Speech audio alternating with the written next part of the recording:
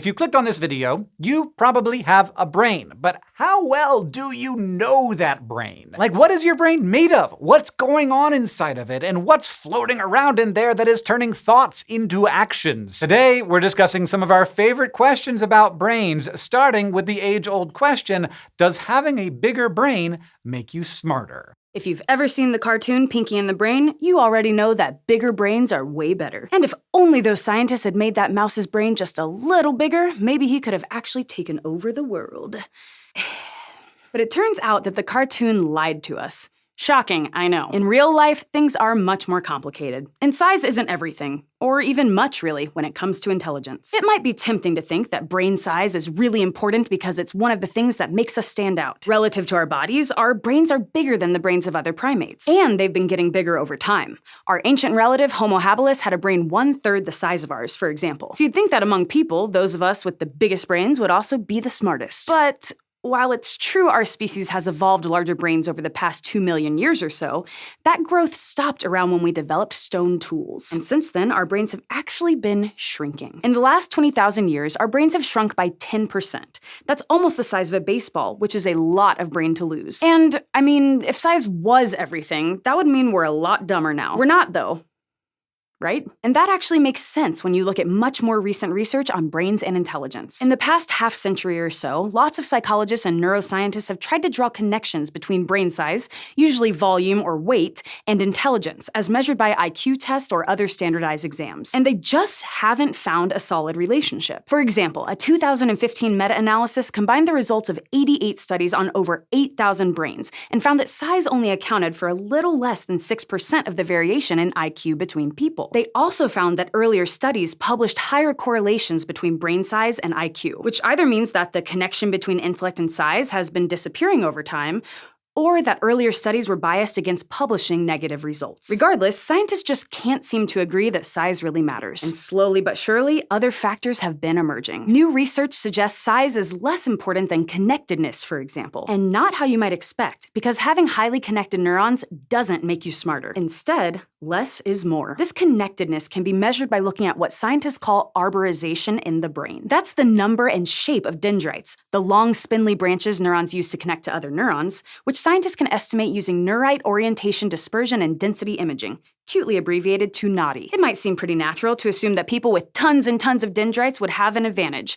More neuronal connections, more computational power, right? But when scientists examined the brains of 259 participants in a 2017 study, they found the opposite. There was a weak but significant negative correlation between the number of dendrites and test scores. And that suggests efficiency is better than quantity, which isn't as surprising as you might think if you think about it this way. Imagine your friend just moved and you're trying to find your way to their new place. If there are like a million roads you could take to get there, it'll take you forever to find the right one, and you'll waste time and effort on wrong turns. But if there's just one direct route right to their door, you'd be there in a jiffy. The same seems to hold true for neurons. The fewer dendrite branches there are, the easier a time the brain has firing the right sequence of neurons. And ultimately, that means quicker, more efficient thinking. But when it comes to wiring, simplicity isn't the only key. To stick with that house-finding analogy, it's easier to get to a place that happens to be in your neighborhood instead of 2 towns over. There's just less of a chance you'll get lost if the journey is short. In your brain, those neighborhoods are created by wrinkles on the surface, which are known as gyri and sulci. Gyri being the mounded bits, and sulci being the gaps. Those wrinkles are there so we can fit more brain inside our skulls, kind of like how crunching up a piece of paper allows it to fit into a smaller container. And conveniently, these folds let neurons with similar functions group closer together. Instead of having to stretch connections all the way across a flat surface, neurons can more easily talk with neighbors that are squashed up in the same or a nearby gyrus. And there's evidence that variations in the shape of sulci and gyri are associated with general cognitive ability in humans. A 2016 study published in Current Biology looked at the brains and cognitive abilities of 440 adults and 662 children. High-resolution structural imaging was used to calculate the local gyrification index, or LGI, a measurement of the extremeness of brain folding. When compared to participants' performances on tests designed to probe cognitive ability, the researchers found that in both adults and children, more extreme levels of folding were associated with better scores. In fact, the structure of the folds predicted about 12% of the variance in cognitive abilities in one of their samples. The researchers responsible for the study suggested that this may be largely because of folding in areas of the brain that are multimodal, ones where a lot of functions are performed in a small area. More folding can make those areas better able to communicate and process information by putting important neurons closer together. But even when we take into account brain wrinkles and things like dendrite arborization, there's still a lot of variation in intelligence that isn't well explained. One thing is for sure, though. Size is only a tiny piece of the puzzle. Luckily, there are plenty of other aspects of our brains that scientists can investigate to figure out what makes us so clever. So your brain is a mid-sized wrinkly ball of cells, and if thoughts are the result of connections between those brain cells, it makes sense that you would want those connections to happen as easily as possible. All I can say is I am very glad I have wrinkles. But there is one particularly deep crevice in your brain that is worth talking about more. Actually, it's more like a separation between two halves of the brain, the left and right hemispheres. So that brings us to the next question. Why do our brains have left and right hemispheres? Despite what you might have seen on the internets, there's no such thing as a right-brained or left-brained person. But your brain is split down the middle, and the two halves have different specializations and are even structured differently at the neuronal level. This is what's known in neuroscience as brain lateralization. We used to think this was something unique to us, which led researchers to think that we evolved asymmetry because of our unique cognitive abilities. But lateralization has now been found in everything from chickens to spiders, and that's allowed us to come up with some other more interesting ideas for why and how our hemispheres evolve. You see, despite superficial similarities between your brain's right and left hemisphere, they're quite distinct. There are more miniature columns of neurons in the left hemisphere than the right, for example. Also, neurons in the left hemisphere tend to have more myelination, a fatty coating that speeds up signal transmission. And we've long known that our hemispheres are functionally different too. Most of your ability to process language is associated with brain activation in the left hemisphere, while things like spatial processing or facial recognition activate the right. How specialized these hemispheres are does vary between people. Still, we're all at least somewhat lateralized, and at first we thought this was because humans were special. Classic. But once we started to find asymmetry in birds and other animals, we had to come up with other ideas. One of those ideas is that the selective pressure for lateralization came from the need to perform skilled tasks that require just one limb. You see, studies have found that the more lateralized an animal's brain is, the more likely it is to have a preference for one side, what we often call handedness. Let's say a monkey is slightly better at grabbing for food with its right hand. It benefits most by always using that hand instead of sometimes trying to use the other. So monkeys with more lateralized brains might outcompete less lateralized ones. And research has found that when chimpanzees fish for termites with just one hand, they get more of them per minute. And we might see the benefit of handedness in people too. Like back in 1970, researchers timed 219 kids aged 3 to 15 to see how quickly the kids could move some pegs around a pegboard using only one hand. And those who were faster at moving the peg also had a clear preference for one hand on other tasks like cutting paper and throwing. But it hasn't been shown that this kind of task performance translates to real differences in evolutionary success. Another potential explanation for lateralization is more basic: to speed up thinking by shortening the connections between neurons. In humans, neural connections between the hemispheres have to pass through the corpus callosum. That can cause a signal transmission delay of over 25 milliseconds, which is a long time when we're talking neuronal chit-chat. And the bigger a brain is, the longer those signal delays can be, especially if the neurons that need to communicate end up on opposite sides of the brain. So, all animals, but especially humans and larger mammals, could have benefited from consolidating tasks to one side or the other. But again, this is more of a convenient explanation than an evolutionary smoking gun. Lateralization could have evolved because grouping certain neurons together is just a better way to build a big brain. Or it could have to do with performing skills better. Finally, there's a chance things are even more complicated than that.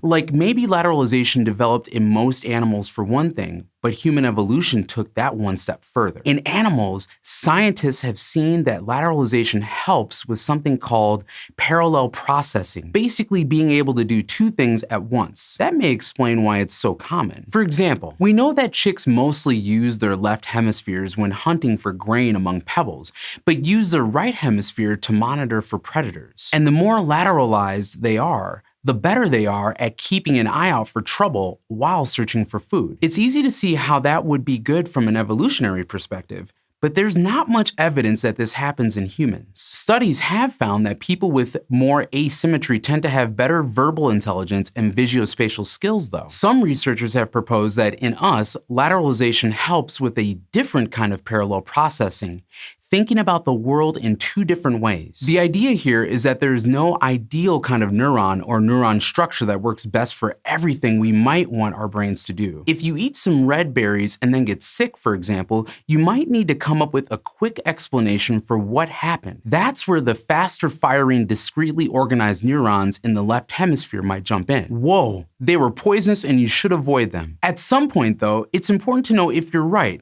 Like if you're lost in the woods and those berries are the only thing you can find to eat. That's when the right hemisphere with more overlapping neurons and more holistic processing can step up to detect if any of your explanations conflict. Like maybe you realize you've eaten those berries other times and didn't get sick, so they're probably not poisonous. In support of this idea, there does seem to be some evidence that the left hemisphere focuses on creating explanations and drawing inferences, while the right hemisphere inhibits your responses while checking for conflicts. But that evidence is not super clear-cut, and it's hard to test the evolutionary relevance of having different modes of reasoning separated into two hemispheres. So ultimately, we'll need to do more research to fully unlock the mystery of why brains in humans and other animals are lateralized. One of the differences between hemispheres that Anthony mentioned was the increased myelination of the left hemisphere compared to the right hemisphere. The myelin sheath is a coating of myelin, which is mostly fat that insulates the connections between some brain cells so that information can travel faster between them. And this is awesome. So what else is there to learn and love about my brain? Well, I don't know. How about the ability to fix it when something goes wrong? Surgery for brain conditions has a messy history. Unregulated lobotomies, where doctors would essentially cut off the brain's frontal lobe to cure things like schizophrenia, were widespread in psychiatric hospitals across the US in the 1940s and 50s. At the time, the procedure was crude and often left people lethargic with a dulled personality and unable to function on their own. Thankfully, like really thankfully, we know a lot more about the brain now than we did back then, and our technology has gotten better as well. Today, surgery for neurological and psychiatric conditions is a lot more specific and targeted. It's also much safer and really only used when other treatments, like medication, don't work. One of these surgeries is the corpus callosotomy, also known as a split brain surgery. This procedure involves severing the corpus callosum, the band of nerves that connects the two hemispheres of the brain. It's designed to help those with severe epilepsy when typical medications and treatments aren't working. Specifically, the surgery helps ease seizures, which are caused by abnormal electrical firing in the brain from spreading from one hemisphere to the other. It won't stop the seizures completely, but it will at least keep them confined. And the good news is, it's effective. In a 2013 study in the journal Neurosurgery, 50 people who went through the procedure had a statistically significant drop-off in the frequency and severity of seizures.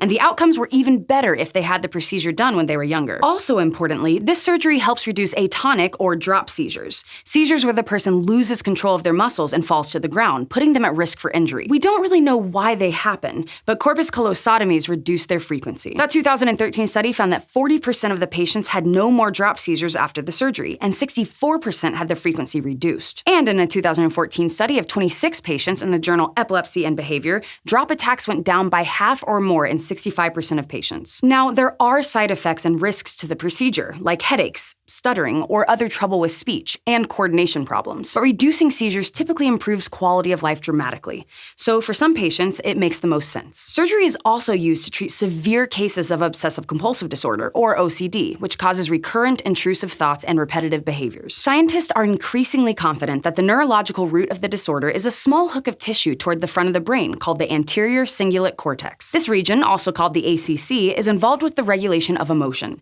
It serves as a connector between the brain's brain's limbic system, which deals with emotions, and the prefrontal cortex, which handles cognitive control. In OCD, the ACC is hyperactive. So, people whose OCD isn't treatable with medications or therapy sometimes undergo surgery to try and modify its activity. One way to do this is by using deep brain stimulation, or DBS, a procedure that places a small electrode inside the brain by the target brain region. The electrode sends out pulses to disrupt abnormal activity in that region and restore normal patterns, and multiple studies have shown that it helps manage symptoms. From what we can tell, it's also safe in the long term, according to a follow-up study on 6 patients published in 2016 in PLOS One, and it improves the quality of life for patients. Like all brain surgeries, it does come with its side effects, like headaches or lightheadedness, but many of them can be managed by adjusting the frequency and strength of pulses. Finally, deep brain stimulation is also used to treat Parkinson's, to help ease the tremors and movement problems characteristic of the disease. Many Parkinson's symptoms are caused by the death of neurons in the brain that produce the neurotransmitter dopamine. Dopamine regulates several pathways in the brain, including ones involved in movement.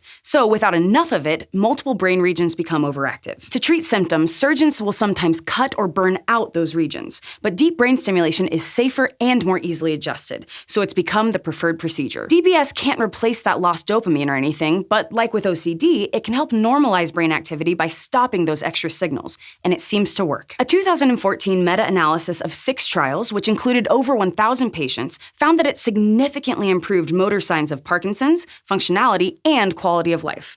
And similar results have been replicated in more recent studies too. All this goes to show that even if the brain is a unique and special part of the body, it's also just another organ. Sometimes diseases and disorders make it work against you, and surgically changing it can be the best way to heal. Okay, so we know about your brain's size, texture, and now layout. We know that there's nerves in there, and electricity, and 2 hemispheres full of cells covered in fat. But your brain isn't just a dense knot of tissue. There are holes in your brain, and they serve a pretty important purpose. We've been doing science for a couple thousand years, so you'd think we'd have most of the nervous system figured out by now. Or at least that we'd know the parts of it, even if we aren't sure what they do. Nope.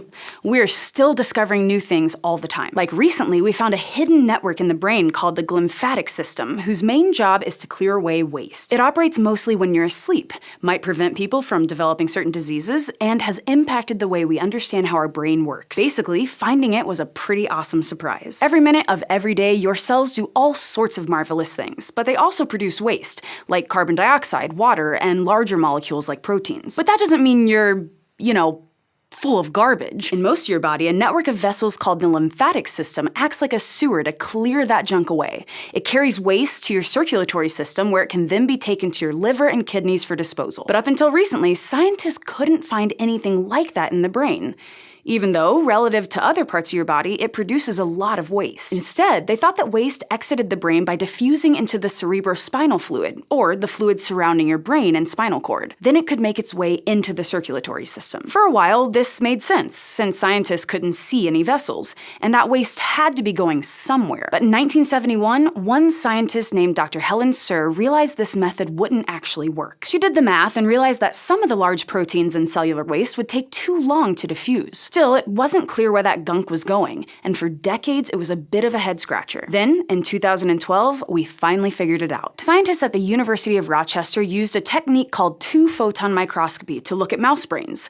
This technique uses lasers to allow scientists to look deep inside live tissues for extended periods of time. With it, researchers saw that there was an active directional flow of cerebrospinal fluid into the spaces between brain cells. Older fluid was draining out, and it was taking the brain's waste with it. They called this discovery the glymphatic system, and we've since found evidence that it's working in human brains as well. Even though we've been studying the brain for a while now, this system was hard to find for a couple of reasons. One is that, unlike the lymphatic system, the glymphatic system doesn't really have vessels, so there's not a structure you can find in a dissection. Instead, the fluid flows in the space between blood vessels and cells that surround them. It's pretty sneaky. Discovering this system was cool because it means we know more about how our bodies work, but it also might have implications for health and medicine in general. Like, one thing that scientists have learned is that the glymphatic system is almost only turned on when you're sleeping. That's because when you're awake, your body produces elevated amounts of a chemical called norepinephrine. And at least in mice, which have somewhat similar brains to us, norepinephrine suppresses the glymphatic system. So that's one more reason sleep is important for your health. It keeps your brain clean. Scientists have also learned that, in mice, the glymphatic system gets less active as they get older. This probably happens in humans too, right around the time our risk of dementia is also increasing. This suggests that problems with the glymphatic system could play a role in dementia and neurodegenerative diseases like Alzheimer's and Parkinson's. These diseases are associated with buildups of large proteins in the brain, which are some of the junk that the glymphatic system is supposed to clear away. So understanding how the system works may help scientists figure out better ways to treat these diseases, along with other protein-related conditions.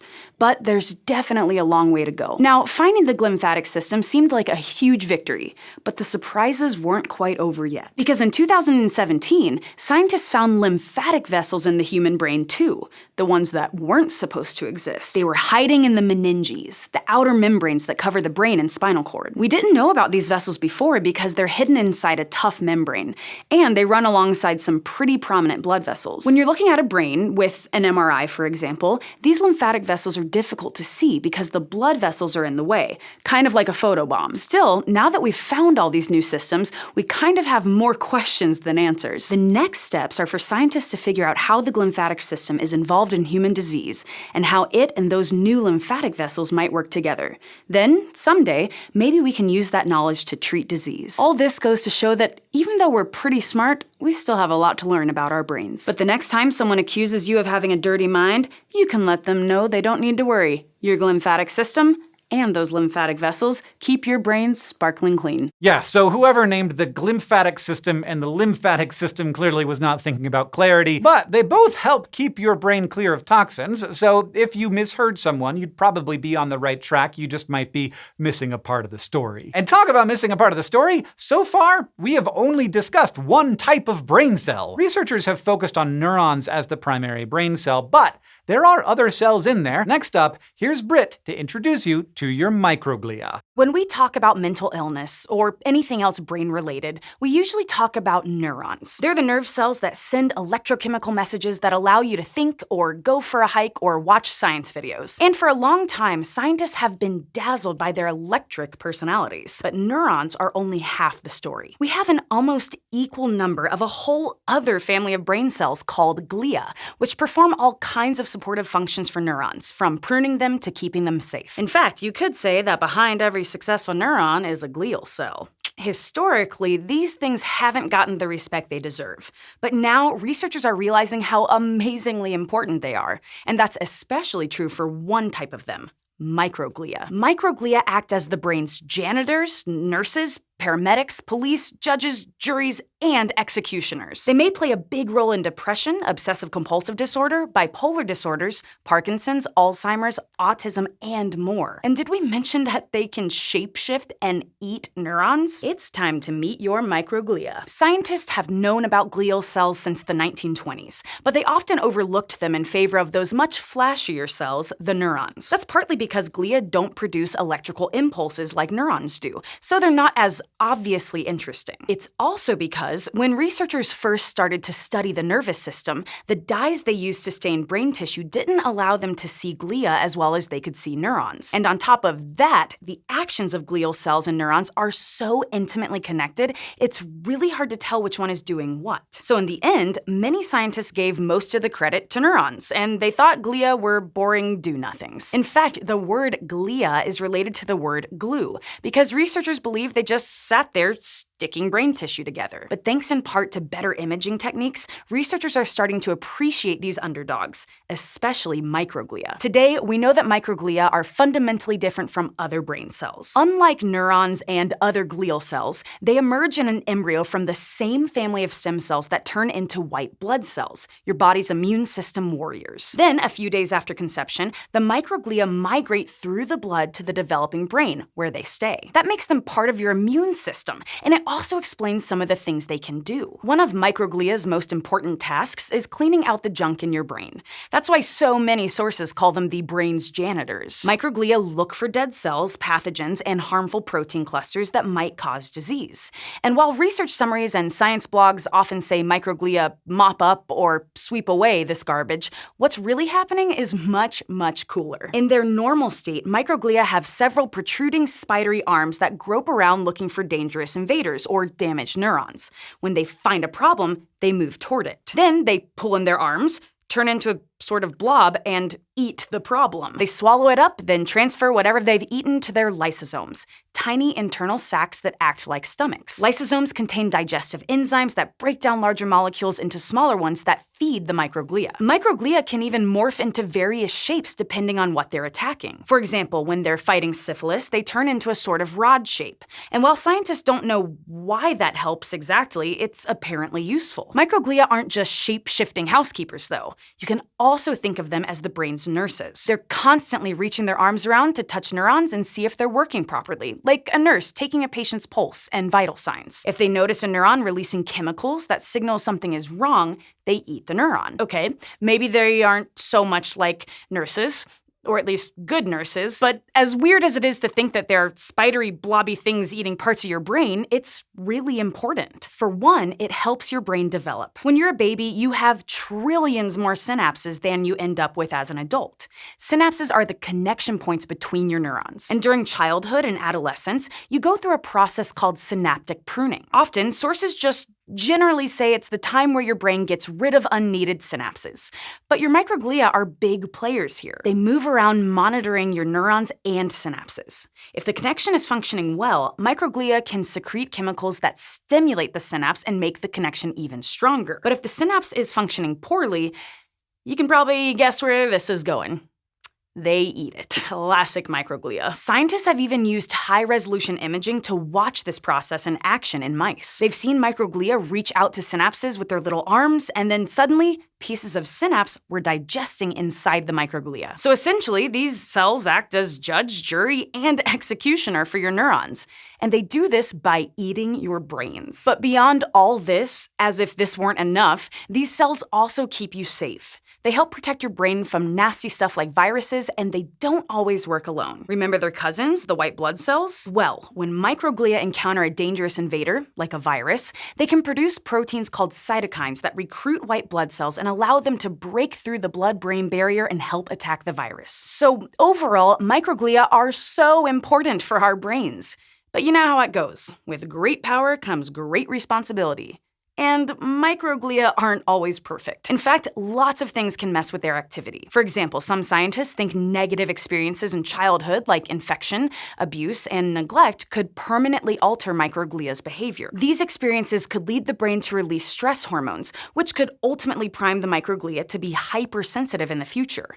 And that could make the cells less able to perform their helpful functions and more prone to eating healthy neurons. Microglia behavior can also be altered by countless other factors: trauma, aging, diet, stress, and sleep problems among them. Basically, these factors all lead to chemical changes in the brain that can influence what these cells are up to. Stress, for example, causes our bodies to produce norepinephrine, a hormone neurons use to send signals. And a 2019 study published in Nature Neuroscience showed that when mice were releasing high levels of it, their microglia stopped repairing injuries and rewiring neurons. All of these factors can cause microglia to go haywire, and evidence is mounting that these overzealous cells can cause a range of neurological conditions. Like, research suggests that depression can be caused by both underactive and overactive microglia. The thinking is that the overactive cells could destroy healthy synapses, and the underactive cells would, well, it's not clear what they'd be doing, but several depression patients have been found to have lower microglia activity, so scientists think something is happening. Regardless, this may explain why both electroconvulsive therapy and anti-inflammatories can alleviate depression symptoms. Electroconvulsive therapy stimulates sluggish microglia, while anti-inflammatories tone down overeager ones. Dysfunctional microglia are also linked with obsessive-compulsive disorder, bipolar disorders, anxiety, and other psychological conditions. Maybe for similar reasons, or because of a genetic change in the cells. They even seem to be involved in autism. This seems to play out in a few ways, but to give one example, autistic children tend to have a lot more synapses in some parts of the brain than neurotypical kids, possibly because their microglia didn't eat as many synapses during pruning. So their brains are synchronized differently, which could influence how they interact with the world. Microglia are even implicated in Alzheimer's and Parkinson's diseases, both of which are associated with the death of neurons and synapses. Although, like many things with these illnesses, the research is complicated. Like when it comes to Alzheimer's specifically, scientists are hotly debating whether microglia are helpful, harmful, or both. Because sure, they can eat the plaques that contribute to the disease's symptoms, but they can also go too far and eat healthy neurons, possibly initiating the disease and driving its progression. And honestly, all of that is just the tip of the iceberg. Microglia may play important roles in numerous other psychiatric and neurological conditions too. But do note that we don't see unusual microglial activity in everyone with psychiatric conditions, so it's not like they offer some universal treatment. And anyway, at this point, scientists don't really know how to rein in rogue microglia or fine-tune their behavior, though some are starting to try. For example, to treat Alzheimer's, researchers in Arizona have manipulated microglia with choline supplementation. Choline is a common nutrient found naturally in foods like beef, eggs, and soybeans. And in their 2019 study, the researchers found that lifelong choline supplementation reduced microglia activity and improved memory in mice with Alzheimer's-like symptoms. But that's just mice, so don't get too excited. Especially since they live much shorter lives than humans, it's hard to say exactly how these results translate to us. Ultimately, there is still a lot we need to learn about microglia and how we can manage them. The good news is that, because these cells have their little arms and fingers and so many neurological pies, studying them offers an opportunity to understand a wide variety of conditions. And along the way, I'm sure we'll discover more fascinating things about these cells. The microglia are super important, and a lot of scientists still overlook them. So if it took us this long to appreciate microglia, which are pretty prominent in the brain, how long will it take before we have a full understanding of what's in the brain? And how long before we can create one out of thin air? Ever wish you could just swap your brain out with a spare one? If so, sorry.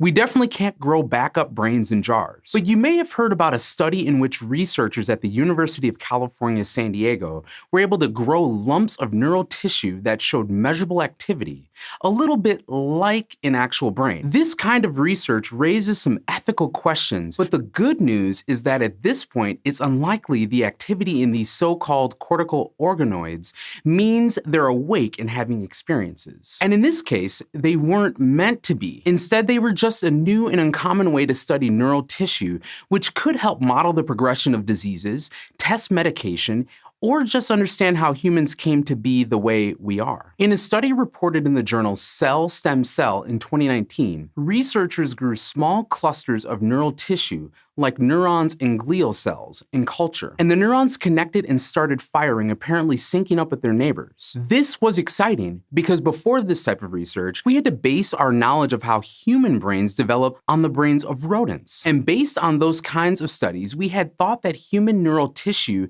needed feedback from other parts of the developing nervous system, as well as the uterus, to develop and start sending signals. What's more, the organoids were firing in some patterns that looked like patterns we see in actual brains, a pattern called a delta wave. Basically, they had brain waves.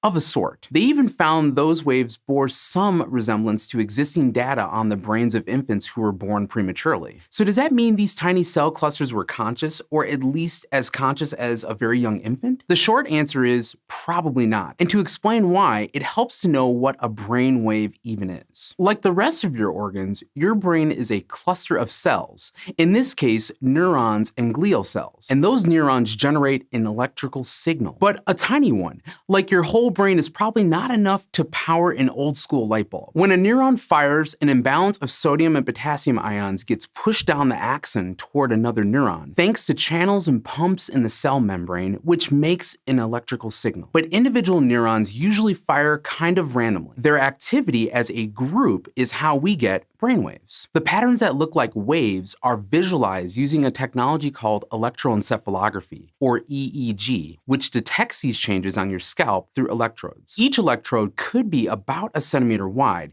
so it picks up the activity of a lot of neurons, not one at a time, which is how patterns like waves tend to emerge. And those waves can be related to what you're doing. Like high frequency waves, called beta waves, which appear when you're thinking hard about something.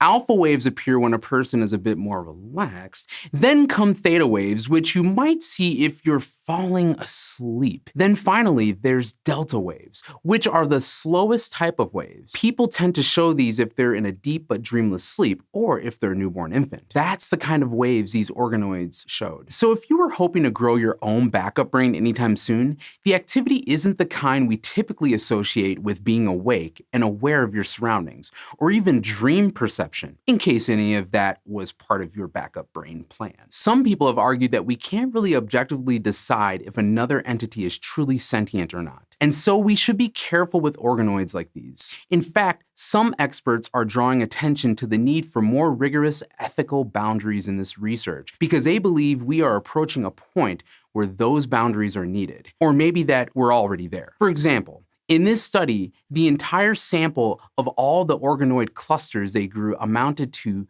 15,600 neurons. That sounds like a lot, but it's roughly what you'd find in the nervous system of a sea slug. And that wasn't one cluster.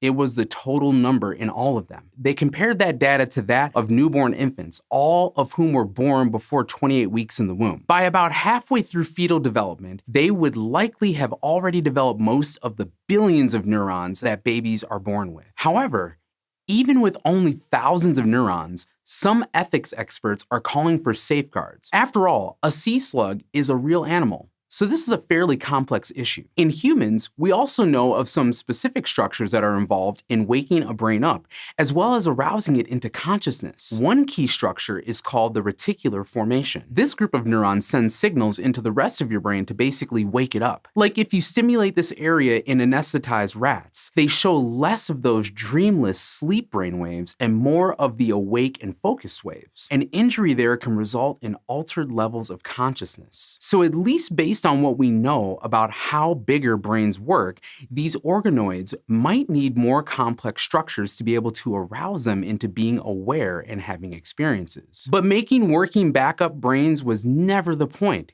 These organoids are pretty remarkable for other reasons. For example, the fact that they can sort of model the activity of human brains means we could use them in research, like the way we start with rats and mice before moving to human subjects. We could see how drugs that could have neurological effects might affect the pattern of activity in a tiny model brain. Or they could be an additional model to use when studying the brains of certain populations, like those with Alzheimer's or schizophrenia. If we can develop neural tissue that models these conditions, these organoids could be a stand-in for people's actual brains. So it's possible these organoids could lead to more discoveries in the future, and best not to assume you'll be issued a backup brain anytime soon. So yeah, it's gonna be a while before we can create a brain. But for now, it sounds like we can fill our time pretty easily by figuring out what else is in your brain, because there is so much stuff in there. Nerves, chemicals, fluids, electricity, fat, pathogens, the list goes on. And if you would like to learn a bit more about what's in your brain, check out this video of one of the first people who gave us a look inside, Phineas Gage.